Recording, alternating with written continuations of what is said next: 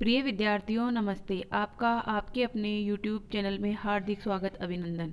मैं हूं डॉक्टर सत्यमुदिता स्नेही, assistant professor Sanskrit. हम कठोपनिषद का सामान्य अध्ययन गत वीडियो में देख चुके हैं। आज हम कठोपनिषद के प्रथम अध्याय की प्रथम वल्ली के कुछ महत्वपूर्ण मंत्रों की व्याख्या देखेंगे, क्योंकि आपकी परीक्षाओं में प्रथम जो अध्याय है उसकी प्रथम वल्ली का सार आता है बड़े प्रश्न के रूप में, और जो मुख्य मंत्र हैं उनकी व्याख्या भी आती है, वो भी 15 अंकों की होती है। तो अगर उसमें कोई एक मंत्र आपको मिलता है तो उसकी विस्तृत व्याख्या हमें पता होनी चाहिए। प्रथम वल्ली में प्रथम अध्याय की प्रथम वल्ली में कुल 29 मंत्र हैं, परंतु हम जो है 1/3 मंत्र यानी लगभग 9 मंत्रों का अध्ययन करेंगे और इन मंत्रों के माध्यम से एक तरह से इसका सार भी जान लेंगे कि प्रथम अध्याय की प्रथम वल्ली में क्या कहा जा रहा है। प्रथम अध्याय की प्रथम वल्ली में मुख्यतः नचिकेता उपाख्यान की मतलब बात है, यानी कि इसमें नचिकेता के द्वारा मांगे गए 3 वरों का उल्लेख है। तो आपके ये प्रश्न भी आता है कि नचिकेता के द्वारा मांगे गए 3 वरों का विश्लेषण कीजिए। 3 वरदान कौन कौन से थे ये बताइए। छोटे प्रश्नों में ये भी आता है और बड़े में आता है कि विश्लेषण कीजिए। तो 3 वरदान मुख्य रूप से इसकी विषय वस्तु है। तो हम देखते हैं इसकी शुरुआत कहाँ से होती है। तो शुरुआत में जो पहला मंत्र है वो मैंने नहीं दिया है, परंतु आप मेरे से मौखिक में सुन लीजिए। वो मंत्र आपने ज़रूर सुना होगा, क्योंकि वो बहुत ही फेमस मंत्र है। तो मैं गायन करती हूँ, आप सुनिए ध्यान से उसको। ओम सहना भवतु सहनो भुनक्तु सह वीर्यं करवावहै तेजस्विनावधीतमस्तु मा विद्विषावहे। ओम शांति शांति शांति। ये जो मंत्र है ये कृष्ण यजुर्वेद की कठ शाखा से संबंधित मंत्र है, जिसको कठोपनिषद के प्रथम अध्याय की प्रथम वल्ली में बिल्कुल शुरुआत में डाल दिया गया है। एक तरह से ये मंगलाचरण है, क्योंकि जब ग्रंथ होता है तो मंगलाचरण होता ही है। तो इसमें ओम जो है एकाक्षर ब्रह्म का वाचक है, उनका ही यहाँ पर आह्वान किया गया है और उन्हीं से रक्षा की प्रार्थना की गई है। तो गुरु शिष्य हैं दो, वो आपस में प्रार्थना करते हुए क्या कह रहे हैं। गुरु शिष्य की आपस में रक्षा की कामना करते हुए कहते हैं ऋषि कि हे परमेश्वर, हम दोनों गुरु शिष्यों की आप एक साथ रक्षा करें, हम दोनों का आप एक साथ पालन करें, रक्षा करें अर्थात पालन करें। सह नौ अवतु, औ नौ यानी हम दोनों की, अवतु यानी रक्षा करें। सह यानी साथ साथ, नौ यानी हम दोनों की, भुनक्तु यानी कि हम भोजन करें, हम साथ साथ भोग करें। सह वीर्यम करवावहे, हम दोनों साथ साथ ही क्या करें, परिश्रम पूर्वक कार्य करें, यानी कि पराक्रम का प्रदर्शन करें, वीर्य का प्रदर्शन करें। तेजस्विनौ अवधीतम अस्तु, नौ यानी हम दोनों का, अधीतम, अधीतम यानी अध्ययन किया गया कोई भी सामग्री है, अध्ययन है, वो तेजस्वी हो, हम दोनों का अध्ययन बहुत ही तेजस्वी हो। माँ विद्विषावहे, और हम दोनों आपस में किसी से भी द्वेष न करें, यानी हमारे अंदर द्वेष की भावना न पले। इस प्रकार ओम शांति ही शांति शांति, 3 बार जो शांति कहा गया है वो त्रिविध तापों की शांति कही गई है। 3 प्रकार के ताप होते हैं। आध्यात्मिक ताप यानी दुख, 3 प्रकार के दुखों की शांति हो हमारे, आध्यात्मिक दुख, आदि दैविक दुख और आदि भौतिक, इन 3 दुखों की हमारी शांति हो, यानी कि हमें न शारीरिक मानसिक पीड़ा हो, न हमें कोई देवीय प्रकोप हो, और न ही हमें कोई लौकिक प्राणियों से जो शेर इत्यादि होते हैं उनसे कोई पीड़ा मिले। हम जो हैं वो अच्छे प्रकार से जीवन जी पाएँ। और इसी प्रकार से इस 3 जो शांति पाठ हैं, इसी से प्रकृति, जीवात्मा, परमात्मा जो भी हैं हमारे इसमें सत्व रजस तम, जिस भी तरह के चीज़ें हैं उन सब की शांति हो। एक तरह से ये शांति पाठ में भी पढ़ा जाता है ये, और ये जो हैं वो रक्षा की कामना में भी पढ़ा जाता है। तो जो वेद हैं हमारे, जो दर्शन ग्रंथ हैं, उन सब में अहम को छोड़कर हम पे विचार किया जाता है। तो यहाँ पर भी 2 लोगों की बात की जा रही है। 2 में मैं और गुरु और शिष्य दोनों आ गए, तो गुरु और शिष्य में संपूर्ण संसार आ गया, क्योंकि कोई ना कोई गुरु होता है और कोई ना कोई शिष्य होता है। तो इस प्रकार से यहाँ पर यही कहा जा रहा है कि हम सबकी एक तरह से आप रक्षा करें, हम सबको एक साथ भोजन सामग्री प्रदान करें, हम सब एक साथ पराक्रम को करें, हमारा जो अध्ययन सामग्री है वो तेजस्वी हो, और हम किसी से भी द्वेष ना करें। इस प्रकार से मंगलाचरण हो गया। ये मंत्र भी आपके लिए एग्जाम में आ सकता है।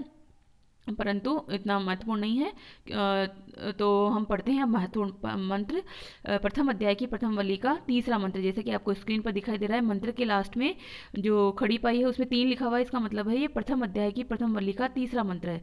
तो इसका संदर्भ आप कैसे लिखेंगे कि प्रस्तुत मंत्र कठोपनिषद की कठ शाखा से संबंधित, सॉरी कठोपनिषद नहीं, कृष्ण यजुर्वेद की कठ शाखा से संबंधित जो कठोपनिषद है उसकी प्रथम अध्याय की प्रथम वल्ली से लिया गया है।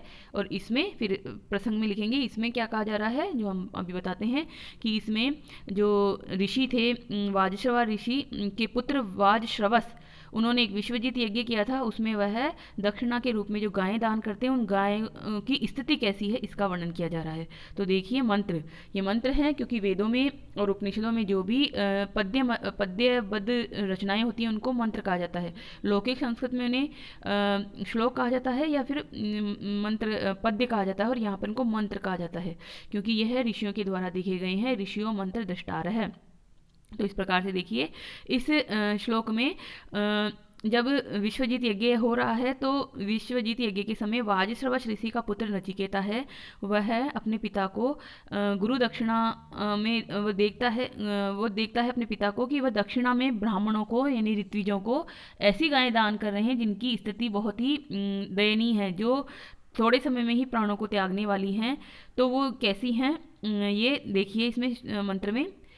पीतोदका जगदृतृणा दुग्धदोहा निरिन्द्रिया आनन्दानां ते लोका तान् स गच्छति ताददत्। तो जो नचिकेता है वो विचार करता है कि मेरे पिता पुण्य कमाने के लिए यज्ञ कर रहे हैं, परंतु इस प्रकार की गायों को देने से इन्हें पुण्य नहीं मिलेगा, अपितु वह आनंदनीय जो लोग हैं, जो यानी कि सुख से रहित जो लोग हैं, यानी कि जो नरक है, नरक ही एक ऐसा लोक होता है जिसमें सुख नहीं होता, तो वहाँ पर वह प्राप्त होंगे। तो मुझे कुछ ऐसा करना चाहिए कि मेरे पिताजी जो हैं वो इस प्रकार के दुख के भागी ना हो, नरक के भागी ना हो, बल्कि उन्हें पुण्य मिले और यज्ञ का वास्तविक फल मिले। क्योंकि कोई कार्य आप ऐसा कर रहे हैं कि जो पुण्य के लिए कर रहे हैं और आप अनजाने में ही पाप के भागी बन रहे हैं, तो पुत्र का ये कर्तव्य कि वह अपने पिता को, अपने जो भी सगे संबंधी हैं उन सबको इससे बचाए, क्योंकि पुत्र का मतलब ये होता है कि पुम नाम के नरक से जो बचाता है वह पुत्र कहलाता है। तो यहाँ से नरक में जाने से बचाने के लिए नचिकेता क्या करता है, देखिए अभी इस श्लोकों में समझना है। तो अब इस श्लोक में एक एक जो शब्द आए उनको समझना पड़ेगा और उनकी व्याख्या भी आपको एग्जाम में लिखना पड़ेगी। तो पदच्छेद देखिए, पीतोदका, पीता उदका, उदका यानी जल और पीता यानी पी लिया है जल जिन्होंने। जगद तृणा, तृणा यानी घास, तृण तिनके, और जगद यानी खा लिया है। दग अधभक्षण धातु होती है इसमें, यानी जिसने खा लिया है तिनके सारे, यानी कि अब वो चारा भी नहीं चढ़ती हैं ऐसी। दुग्ध दोहा, दोहा यानी दूह लिया है, दुग्ध, दुग्ध यानी दूध, जिनका दूध दूह लिया गया है, यानी कि अब वह दूध देने का सामर्थ्य भी नहीं रखती हैं। निर इंद्रिय है, इंद्रियां जिसकी निर यानी कि तेज से रहित हो गई है, यानी कि शक्ति से हीन हो गई है। तो इंद्रियां कौन सी, मुख्य रूप से प्रजनन इंद्रिय, यानी कि जो प्रजनन के सामर्थ्य से भी रहित हो गई हैं ऐसी गायें। 4 प्रकार के विशेषण गायों के हैं। तो आपसे पूछा जा सकता है एग्जाम में कि जो गायें दान कर रहे थे वाजश्रवस ऋषि वो किस प्रकार की थी, तो आप बताएंगे पीतोदका जगद तृणः दुग्ध दोहा निरिंद्रिया आनंदा नाम ते लोका स्थान स गच्छति ताददत्। तो इस प्रकार से बहुत सरल है ये प्रथम लाइन। तो द्वितीय लाइन देखिए, अनंदा नाम ते लोका तान स गच्छति ताददत्, उस प्रकार की इन गायों को, ता यानी ऊपर से जुड़ा हुआ है, ददत देते हुए, क्षत्रिय प्रत्यय है इसमें दा धातु से, तो देते हुए सह वह अनंदा नाम ते लोका, अनंदा लोका मतलब कि सुख से रहित लोक को स गच्छति वह जाता है, तान यानी कि उनको, उन लोगों को, ता लोकाः, तो अनंदा नाम ता लोकाः ते लोकाः तान सह गच्छति, वह व्यक्ति जाता है। तो कहाँ जाता है वो व्यक्ति कि अनंदनीय जो लोग होते हैं जहाँ पर सुख नहीं होगा, दुख ही दुख होगा, ऐसे लोग होगा। लोग तो बहुत सारे होते हैं, आपको पता है 7 लोग ऊपर की तरफ होते हैं, 7 लोग नीचे की ओर होते हैं। ऊपर की ओर होते हैं ओम भूर्भुवः स्वः में जो हम पढ़ते हैं, भूर्भुवः स्वः तप मह जन सत्य ऊपर की तरफ होते हैं, अतल वितल सुतल तलातल रसातल पाताल ये नीचे की ओर 7 लोग होते हैं। तो इनमें से कहा जा रहा है कि जो सुख से रहित जो लोग हैं उनमें तो मुख्य रूप से नरक की बात हो रही है यहाँ पर, क्योंकि स्वर्ग और नरक दो चीज़ें होती है। तो स्वर्ग सुख का स्थान होता है और नरक जो है वो दुख का स्थान होता है। तो उनके पिता नरक में जाएंगे, ऐसा किसको डर लगता है? उसके पुत्र नचिकेता को डर लगता है कि मेरे पिता कहीं नरक के भागी ना हो जाएं इस प्रकार का कार्य करने से। तो वह अपने पिता को रोकना चाह रहा है। इससे तो किस प्रकार से रोकता है, इसके लिए देखिए यहाँ पर अब कहानी है, तो देखो कहानी को हमें जोड़ना ही पड़ेगा पूरा। तो अन्वय आपको आ गया होगा अब तक। अन्वय में क्या देखा हमने? पीतोदका दग्ध तृणा दुग्ध दोहा निरिंद्रिया ता ददत, उनको देते हुए, अनंदा नाम ते लोका। आनंद, नंद यानी नंद होता है प्रशंसा, प्रशंसा नहीं सॉरी सुख, जैसे कहते हैं ना हम नंदन या नंद किशोर। तो नंद शब्द में क्या होता है? नंद धातु होती है जो प्रसन्नता देने वाली होती है। तो सुख से रहित नाम सुख, नंदा नाम ते लोका तान स गच्छति, उनको वह प्राप्त हो जाता है, वह व्यक्ति जो इस प्रकार की गायों को दान देता है। तो गायों का जो दान है वो बहुत ही अच्छा दान माना जाता है। गोदान श्रेष्ठ दान माना जाता था प्राचीन समय में। तो गायें दे रहे हो आप किस लिए? कि ताकि यजमान जो सामने जो है व्यक्ति ब्राह्मण, वह अपना उससे दूध वगैरह प्राप्त कर सके, दूध घी वगैरह जो भी उसे प्राप्त हो सके। परंतु आप उसको ऐसी गाय दे रहे हो जो वर्तमान में भी दूध देने की स्थिति में नहीं है और आगे भी वह प्रजनन क्षमता से युक्त नहीं है। तो वह उसके लिए बोझ स्वरूप होगी, वह उनको सिर्फ ऐसे ही पालेगा और कुछ समय में वो मर भी जाएंगी। यानी कि यहाँ पर तो ये भी नहीं है कि वो उनसे गोबर या मूत्र इत्यादि प्राप्त कर सकती है, वो तो अब खाना पीना भी छोड़ चुकी हैं। ऐसी गायें यानी कुछ ही समय में वो प्राण त्याग देने वाली गायें हैं। तो ऐसी गायें देकर अवश्य ही वह उन ब्राह्मणों के, उन ऋत्विजों का क्रोध का भाजन बनेंगे। और जैसे जैसे वो गायें मरती जाएंगी, उनके मुंह से एक तरह से ये निकलेगा कि ऐसा क्या हमें दान मिला है, ये तो हमारे लिए बोझ है। तो इससे उनकी बद्दुआएं जो निकलेगी उससे वह पाप का भागी बनेगा और नरक को प्राप्त होगा। तो यहाँ व्याख्या में यही समझाया जा रहा है। वाजस्रवा ऋषि के पुत्र वाजस्रवस ने विश्वजीत नामक यज्ञ किया। उस यज्ञ में अपने संपूर्ण धनादि पदार्थों को दान देने का एक निश्चय होता है कि सब कुछ दे दिया जाएगा। इस यज्ञ को सर्वमेध यज्ञ भी कहते हैं, सब कुछ दान दे दिया जाने वाला यज्ञ। तो उन्होंने क्या किया? ऋषि ने, वाजस्रवस ने सब कुछ दान दे दिया। तो प्रथमतः तो उन्होंने कुछ गायों को अपने पास रख लिया और सब कुछ दान दे दिया। उन गायों को जो रखा वह गायें थी उनके लिए अच्छी गायें। और उन्होंने क्यों रखा? अपने पुत्र के निमित्त उनको रख लिया कि मेरे पुत्र के काम आएगी। तो उन्होंने क्या किया? नचिकेता के लोभवश कुछ गायों को अपने पास रख लिया। पर बाद में जब उन्हें लगा कि सब कुछ दान दिया जाना चाहिए, इसमें तो कुछ भी नहीं बचना चाहिए, तो उन्होंने जो गायें रखी थी उनमें से जो दयनीय गायें थी वो दान देना शुरू किया। और वो देते हुए उस अकर्णीय कृत्य को नचिकेता ने देखकर मन में क्या सोचा कि दान में दी जाने वाली वस्तु को उत्तम होना चाहिए, उत्तम से उत्तम होना चाहिए। गो का दान करना उत्तम है, किंतु वह गो बछड़े सहित तथा दूध देने वाली होनी चाहिए। जो गाय वृद्धावस्था से जीर्ण और निरर्थक है, जिसमें स्वयं न तो जल पीने की शक्ति शेष बची है, न घास इत्यादि को चबाने का सामर्थ्य बचा है, और जो दूध देने में अर्थात संतान उत्पन्न करने में भी असमर्थ है, वे गाय दान देने की योग्य नहीं है। उन गायों का दान करने से दाता को अनिष्ट फल की प्राप्ति होती है। निकृष्ट पदार्थ का दान करने से दाता को इस लोक में अकीर्ति मिलेगी और परलोक में नरक का वो भागी होगा। क्योंकि जो कोई देखेगा वो यही कहेगा कि क्या ऐसा दान दिया है उस ऋषि ने, उस वाजस्रवस ने ये दान दिया है। तो इस लोक में भी उसकी अकीर्ति होगी, अपयश होगा, और परलोक में नरक का भागी वह होगा। मेरे पिता ऐसी अदेय गायों का दान कर रहे हैं, अतः वे भी कभी स्वर्ग के भागी नहीं बन पाएंगे, वे आनंद रहित लोक को प्राप्त होंगे। तो मैं ऐसा क्या करूं कि मेरे पिता इससे बच जाएं। तो वह सोचता है अपने पिता को इस कार्य से बचाने के लिए। अगले मंत्र में देखिए, चौथा मंत्र है, बिल्कुल तीसरे के बाद चौथा उन्होंने मंत्र कहा। अब यहाँ मंत्र जो है वो पद्यबद्ध होते हुए भी इसमें देखिए किस तरह से बातें ऐसे आएगी कि जैसे छोटे छोटे वाक्य हैं। किसने क्या कहा? स होवाच पितरम ततः कस्मै माम दास्यति इति द्वितीयं तृतीयं तम होवाच मृत्यवेताम ददामीति। तो देखो उसने अपने पिता से क्या कहा कि स हो ह उवाच पितरम, स वह, ह निश्चित रूप से, उवाच बोला, पितरम पिता के प्रति, पिता के पति वह निश्चित रूप से बोला। क्या बोला? तत् कस्मै माम दास्यसि इति, तत् यानी तात यानी पिता, कस्मै माम दास्यसि इति मुझे, माम यानी मुझे, कस्मै किसके लिए, दास्यसि इति देंगे। मतलब आप सर्वमेध यज्ञ कर रहे हैं, यानी सब कुछ दान आपको कर देना है, तो आप ये बताइए कि मुझे किसे देंगे। द्वितीयम तृतीयम तम है उवाच, द्वितीयम तृतीयम 2 बार 3 बार, 2-3 बार उसने पूछा। तम है उवाच है मृत्यवे त्वा ददामी इति। अब पिताजी सुन रहे हैं, गुस्सा आ गया, 2-3 बार जब बच्चा पूछे जा रहा है। तम है उवाच, तम यानी उसको, है निश्चित रूप से, उवाच यानी बोली, उसको यानी उस नचिकेता को, वह वाज श्रवस ऋषि बोले, मृत्यवे त्वाम ददामीति, तुमको मृत्यु को मैं देता हूँ, इस प्रकार।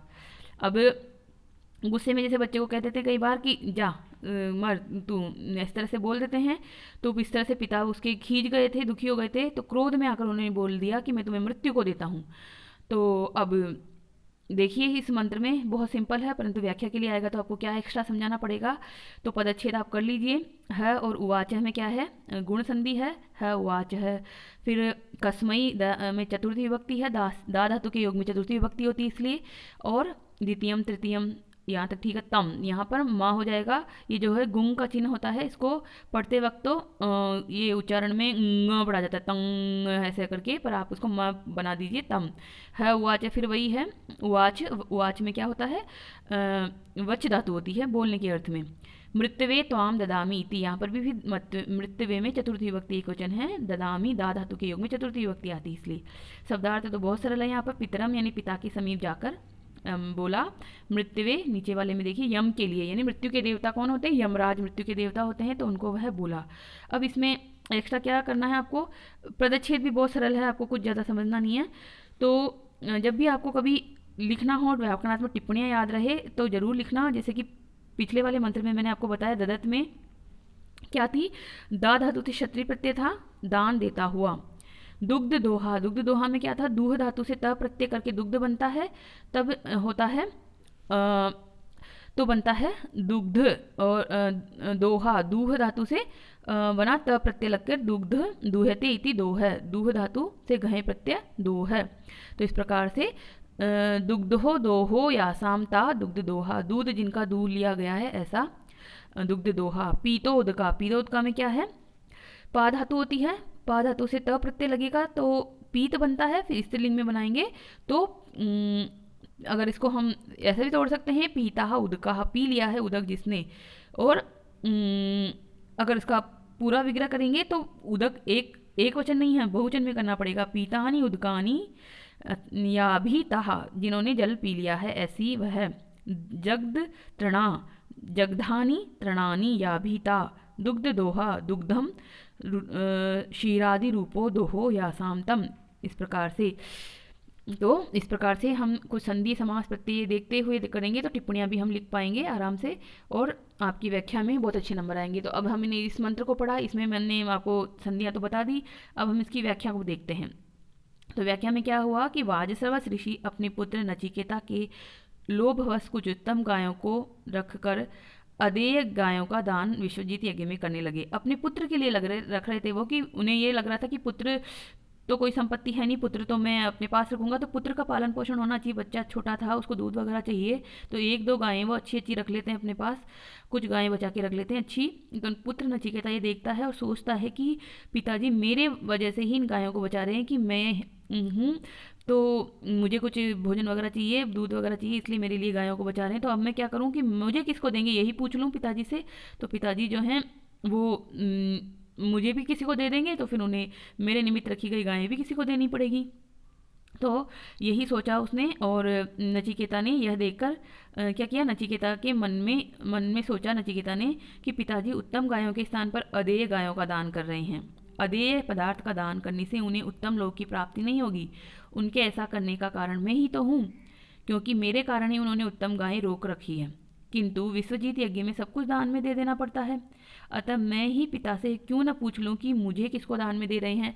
तो बच्चे को तो ये लग रहा था कि पिताजी मुझे भी दान में देंगे, और जब अंततः मुझे भी दान में देंगे तो पहले ही मैं ये पूछ लूँ कि मुझे किसे दान में देंगे।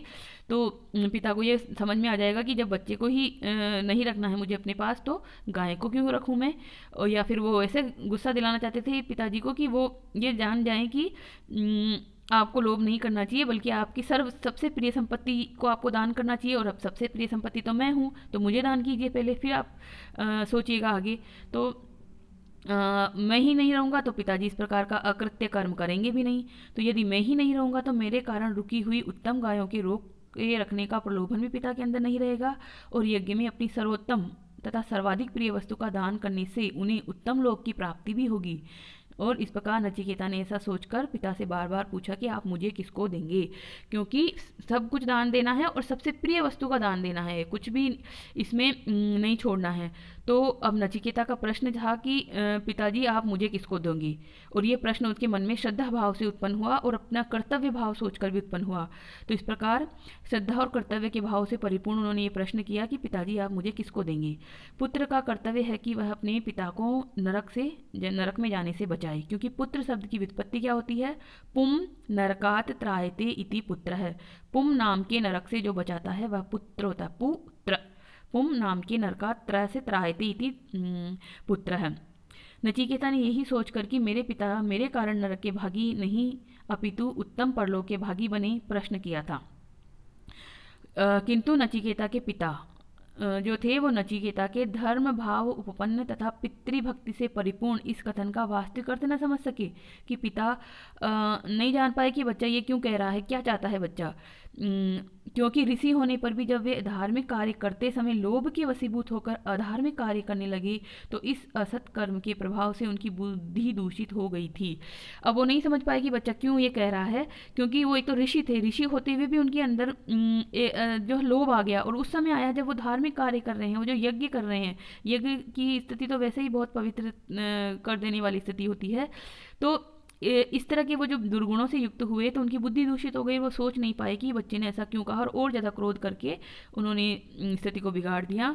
और नचिकेता के बार बार पूछने पर वे क्रोधित हो गए और क्रोध में उन्होंने नचिकेता से कहा कि मृत्युवे त्वाम ददामीति, तुमको मैं मृत्यु को देता हूँ, तुमको यमराज के लिए मैं देता हूँ। जैसे अशुभ वचन उन्होंने कह दिए। अब एक बार जब कह दिया तो वो तो करना पड़ेगा पूरा।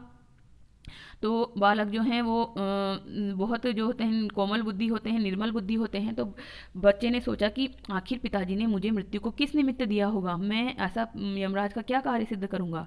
फिर थोड़ी देर में ही सोचता है बच्चा कि मृत्यु के देवता तो बहुत ही जो हैं क्या होते हैं, ज्ञान स्वरूपा है, क्योंकि वो मृत्यु का यानी आत्म तत्व का ज्ञान जानते हैं। तो निश्चित रूप से वहाँ में मेरा जो है वो ज्ञान मुझे मिलेगा और मुझे वहाँ निश्चित रूप से जाना चाहिए। तो वह यमराज के लिए चल देते हैं और पहुँच जाते हैं यमपुरी में। अब यमपुरी में जब वह पहुँच जाते हैं तो वहाँ जाकर उन्हें ज्ञात होता है कि द्वारपालों से कि यमलोक में यमराज जो हैं वो अभी नहीं है, वो 3 दिन तक बाहर गए हुए हैं और वह नहीं आएंगे।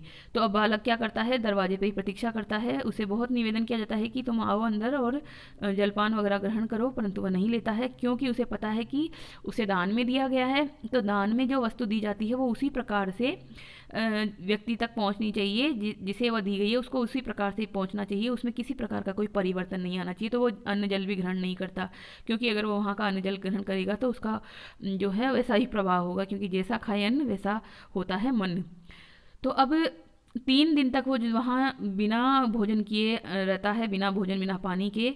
तो जब यम राज पधारते हैं, यमाचार्य वहाँ पधारते हैं, तो यम की पत्नी उन्हें कहती है कि हमारे दरवाजे पर 3 दिन से एक ब्रह्मवेता ब्राह्मण बालक जो है वो भूखा प्यासा है, और इस बालक के भूखे प्यासे होने की वजह से एक तरह से अतिथि हैं वो हमारे, और अतिथि अगर दुखी होता है, क्रोधित होता है, तो उस घर में उस जो जिसके घर में वो अतिथि बन के आया है कितनी चीज़ें नष्ट हो सकती है, वो इस अगले पद्य में बताया जा रहा है। बहुत ही प्रसिद्ध, बहुत ही इंपॉर्टेंट पद्य है आपकी परीक्षा के लिए। तो देखिए इसमें क्या कहा जा रहा है, 8वां है ये मंत्र।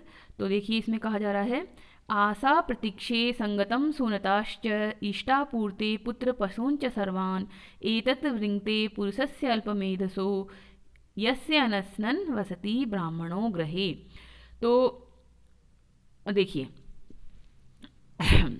पिछले वाले मंत्र में आपको व्याकरण जाननी है, अगर जाननी है तो कुछ बता सकती हूँ। वैसे व्याकरण जो है वो बच्चों को थोड़ी क्या लगती है, कठिन लगती है, करना नहीं चाहते हैं वो व्याकरण को, पर फिर भी कुछ ना कुछ तो उन्हें आना ही चाहिए जो लिख सकें वो एग्ज़ाम में।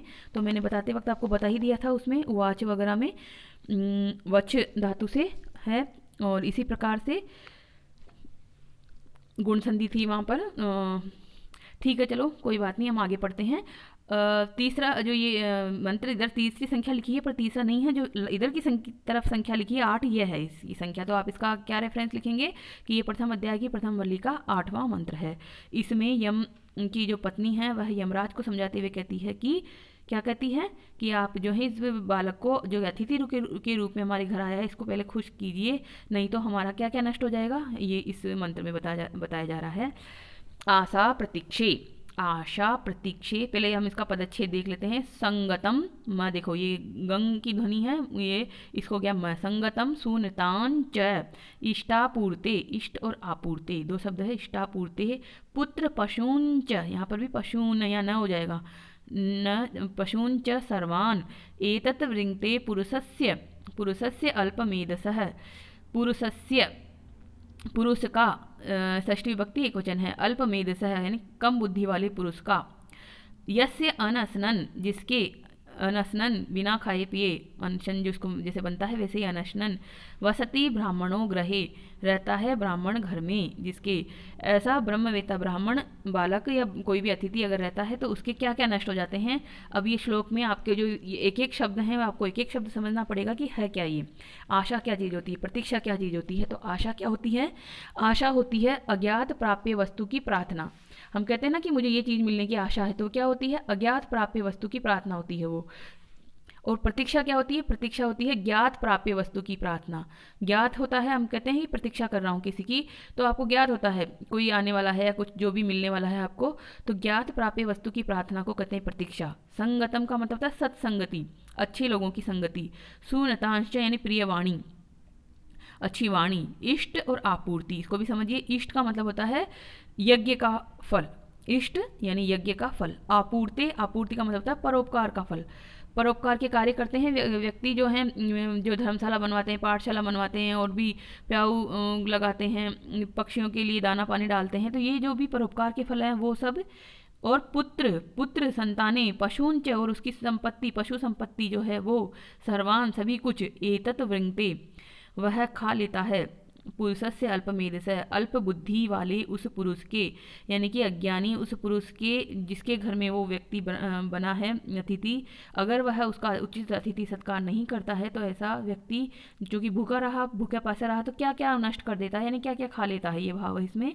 तो यस्य जिसके, अनशनन वसति ब्राह्मणों ग्रहे, यस्य ग्रहे जिसके घर में, अनशनन बिना भोजन किए, ब्राह्मणों ब्राह्मण वसति रहता है, ऐसे उसका क्या करता है, अल्प बुद्धि, अल्प यानी कम बुद्धि वाले उस यजमान जो है उसका खा लेता है वो सब कुछ।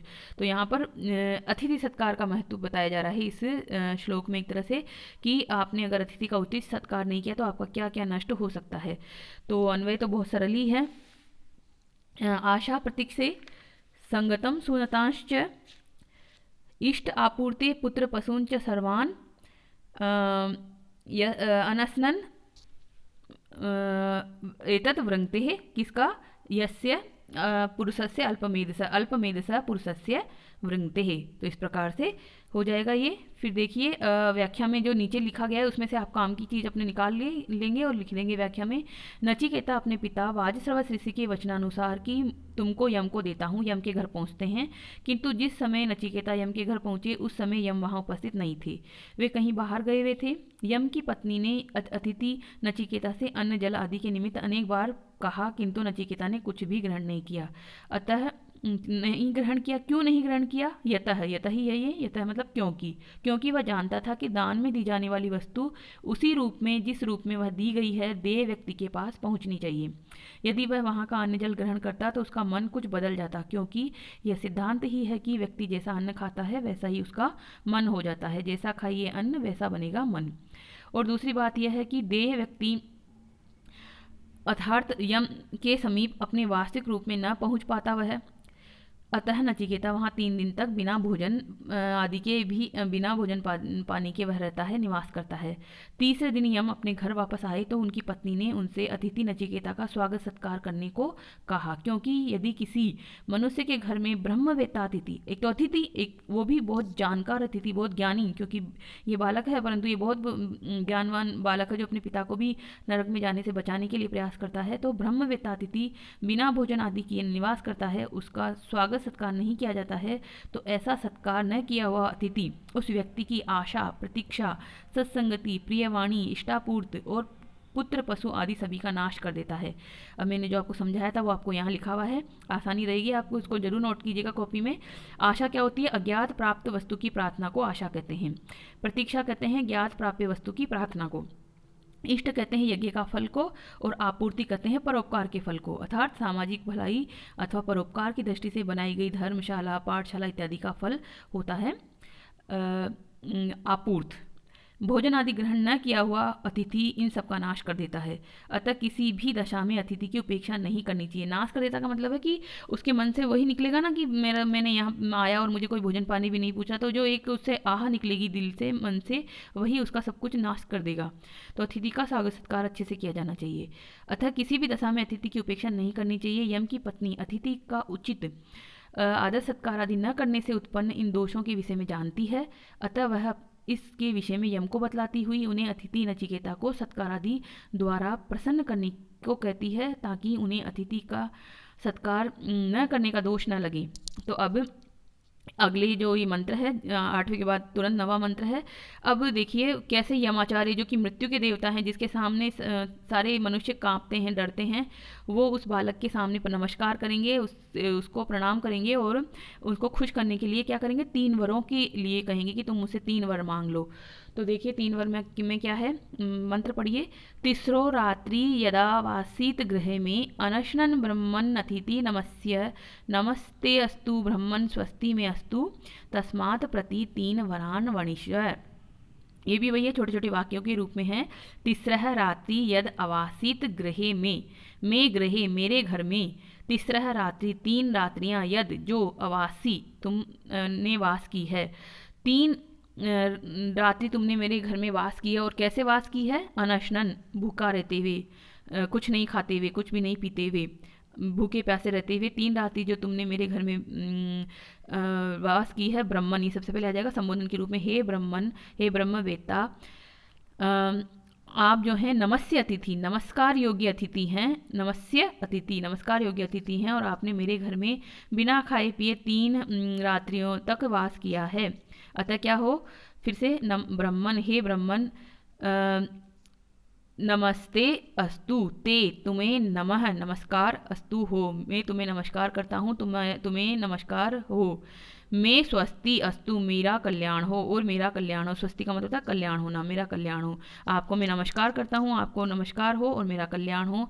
तस्मात् प्रति 3 वरान वणिष्व, तस्मात् प्रति इसीलिए 3 वरान वणिष्व, 3 वरों को मांग लो, 3 वरों को चुन लो। यानी कि 3 दिन के बदले में 3 में वरदान देता हूँ, तुम खुश रहो, परंतु मुझे कुछ श्राप वगैरह मत देना, मुझे कोई बुरा जो है मेरे लिए बुराई दुआएं मत मांगना, मेरे को खुश आप मतलब आप खुश हो जाइए, और उसके बदले में जो 3 दिन तक आपको इस तरह से इंतजार करते हुए यहाँ बितानी पड़े, उसके लिए मैं माफ़ी चाहता हूँ, मैं आपको नमस्कार करता हूँ, आप जो है खुश होइए और 3 वरदान मांग लीजिए।